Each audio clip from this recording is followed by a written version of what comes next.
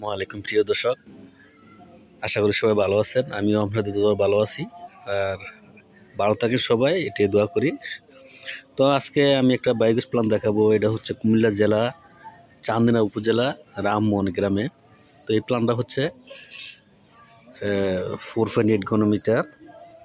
এই প্ল্যান্টটার কাজ চলমান।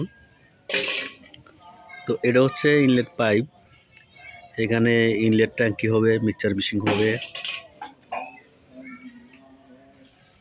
আর এখানে এটা গরুর প্লান্ট, গরুর দিয়ে গোবর দিয়ে চালাবে। তো এই পাইপের মাধ্যমে গোবরটা এদিকে আসবে, আসার পর এখানে গ্যাস হবে। গ্যাস হওয়ার পর এখানে এই এই যে এখানে একটা খুঁটি আছে, এটা এখান দিয়ে সেন্টার পাইপ বসানো হবে।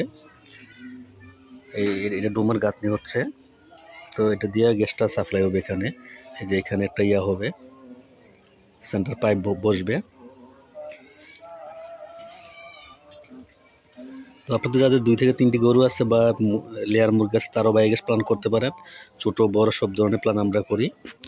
তো নাম্বার দেওয়া থাকবে, নাম্বারে যোগাযোগ করতে পারেন। আসসালামু আলাইকুম।